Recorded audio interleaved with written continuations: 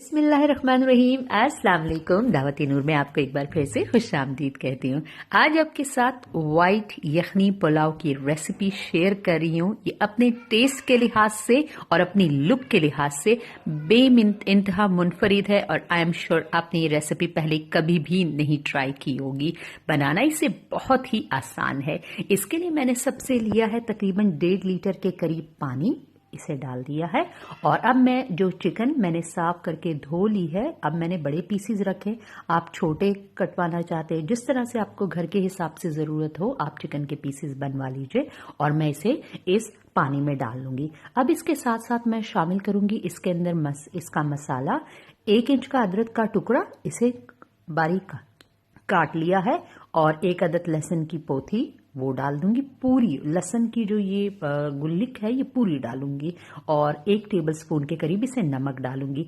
नमक 1 टेबलस्पून इसलिए है क्योंकि पानी को भी नमक चाहिए और चिकन को भी चाहिए, तो इसलिए 1 टेबलस्पून मैं इसके अंदर डालूंगी।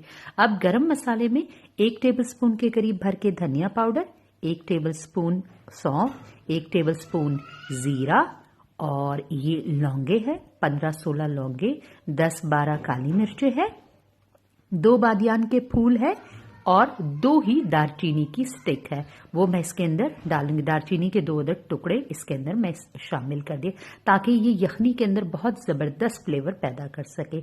1 बड़ी प्याज ले लिए, उसे बीच में से काट कर इसके अंदर शामिल कर दिया ताकि इसका टेस्ट भी आ सके।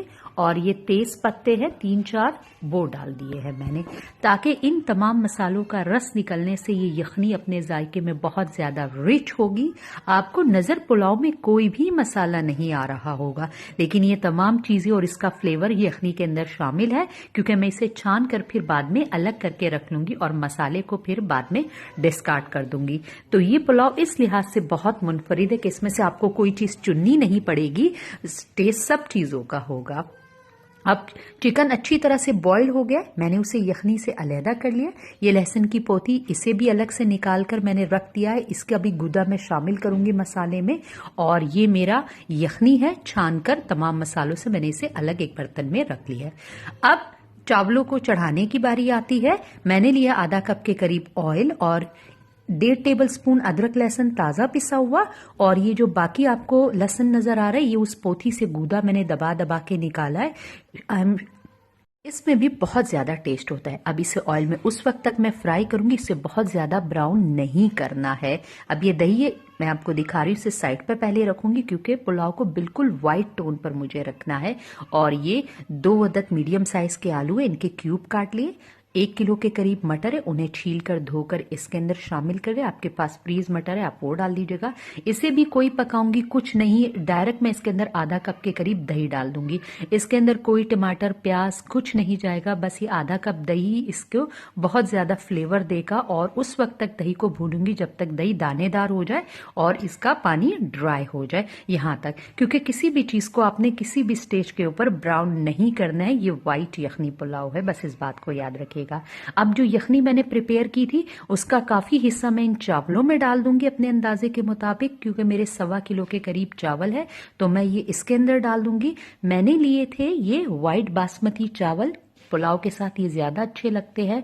सेला चावल इतना अच्छा टेस्ट नहीं देते, बाकी आपकी मर्जी, आप जो यूज करना चाहे, लेकिन व्हाइट बासमती चावल पुलाव में बहुत ज्यादा अच्छा टेस्ट देते हैं। ये मैंने आधे घंटे के लिए भिगोकर रख लिए थे अच्छी तरह धोकर, और फिर अब मैंने अभी से पानी यखनी में से शामिल कर दिया है। अब मैं आपको पानी नाप करने का बताती हूँ। चम्मच के आधे से हम लोग इसे नापेंगे। इसके साथ ही मुझे थोड़ा सा नमक कम लग रहा था क्योंकि यखनी में ऑलरेडी था, लेकिन चावल वगैरह के लिए मैंने 1.5 टेबल स्पून के करीब और नमक डाल दीजिएगा। आप अपना देख लीजिएगा, जितनी जरूरत हो उतना शामिल कर दीजिएगा। अब स्पून की मदद से मैं इस तरह से इसका नाप लूंगी, स्पून के आधे तक। हमारे बड़ों ने हमें इसी तरह से सिखाया कि चावलों का पानी हमेशा स्पून के आधे तक रखा जाता है। फिर अगर और किसी चावलों में जैसे ज्यादा जरूरत होती तो आप डाल सकते हैं, लेकिन अगर चावल आपसे बहुत ज़्यादा सॉफ्ट हो गए, सॉगी हो गए, तो फिर उसका कोई इलाज नहीं है। तो अब जब इसके अंदर बॉईल आ गया तब मैं इसके अंदर एक लेमन का जूस स्क्वीज करके डाल दूंगी। लेमन जूस डालने का ये फायदा होता है, आपके यकीन जाने दावत खत्म होने तक, आखिर तक आपके चावल अगर पड़े रहेंगे भी ना तो वो जुड़ेंगे नहीं आपस में, उसी तरह निखरे निखरे रहेंगे। तो लेमन जूस डालना बहुत जरूरी।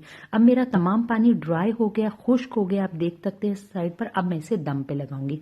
मैंने लिए 4-5 हरी मिर्चें और कुछ काट लिए और कुछ साबुत है। इसके ऊपर मैं डाल दूंगी 2 टेबलस्पून रूहे केवड़ा लिया और उसके अंदर एक थोड़ा सा 1 चुटकी जर्दे का रंग डालकर डालें। आप अगर बिल्कुल व्हाइट रखना चाहते, जर्दे का रंग हटाना चाहते तो फिर सिर्फ रूहे केवड़ा 2 टेबलस्पून डाल दीजिएगा, लेकिन थोड़ा सा अच्छा लगता है इसलिए मैंने डाल दिया। व्हाइट भी बहुत ज्यादा अच्छा लगता है। अब 2 कपड़ों के दस्तरखान से मैं इसे ढक दूंगी और इसके सर के ऊपर कोई भारी सी चीज रख दूंगी और 5 मिनट के लिए थोड़ी सी आंच में तेज रखूंगी। जब स्टीम जमा हो जाएगी तो फिर नीचे तवा रखकर हल्की आंच पर मैं इसे 12 मिनट का दम दूंगी। अब जो चिकन बॉईल करके चावल अपने दम पर चले गए, चिकन जो बॉईल की थी उसका मसाला मैं प्रिपेयर कर 1 टेबलस्पून लाल मिर्चों का पाउडर, 1/2 टीस्पून गरम मसाला, 1/2 टीस्पून धनिया पाउडर और 1/2 टीस्पून लहसुन का पाउडर है। लहसुन का पाउडर ना हो तो ताज़ा लहसुन कूट कर डाल दीजिएगा। 1/2 टीस्पून के करीब चाट मसाला है, 1/2 टीस्पून नमक है। ये तमाम मसाले मैं डाल दूंगी। लाल मिर्चों का पाउडर आप अपने लिहाज से। मसालों की मुकदार के बाद अब इसके अंदर 2 टेबलस्पून के करीब मैं कॉर्नफ्लावर शामिल करूंगी। कॉर्नफ्लावर इसे क्रिस्प बनाएगा। और 2 टेबलस्पून के करीब मैं इसके अंदर बेसन का आटा शामिल कर दूंगी जो पकौड़ों में यूज होता है। आधा लेमन, बड़ा लेमन है मेरा, वो स्क्वीज कर डालूंगी ताकि मसाला बहुत ही चटपटा और जबरदस्त किस्म का चिकन के लिए प्रिपेयर हो सके। और ये 3 टेबलस्पून दही है, ये मैं इसके अंदर आहिस्ता आहिस्ता शामिल करूंगी और इसे मिक्स करना स्टार्ट कर दूंगी। लाल मिर्चों की मिकदार आप अपने घर में बच्चों बड़ों के लिहाज से जिस तरह से टेस्ट पसंद करते। अब मसाला इसके अंदर पूरा नहीं हो रहा था तो मैंने पूरे 3 टेबलस्पून जो दही था योगर्ट वो इसके अंदर शामिल कर लिया। अब मैं इसके अंदर डालूंगी तकरीबन 2 टेबलस्पून के करीब पानी ताकि ये मेरा मसाला अच्छी तरह से जो है ना इसकी कंसिस्टेंसी बन सके। और इस तरह से मुझे बहुत ज्यादा थिक मसाले को थिक रखना है, थिन मत रखना है, क्योंकि मुझे इसको चिकन के ऊपर लगाना है और एक लेप लगानी है ताकि वो ये उसके ऊपर अच्छी तरह से चिपक सके और इसकी एक क्रिस्प सी लेयर उसके ऊपर बन सके। अब जो बॉईल की हुई चिकन थी यखनी के अंदर वो मैं अब इसके अंदर डालूंगी और अच्छी तरह अपने हाथ की मदद से मसाला इसके ऊपर लगा लूंगी। अब देख ले मसाला मेरा अल्हम्दुलिल्लाह काफी अच्छी तरह से इसके ऊपर लग चुका है।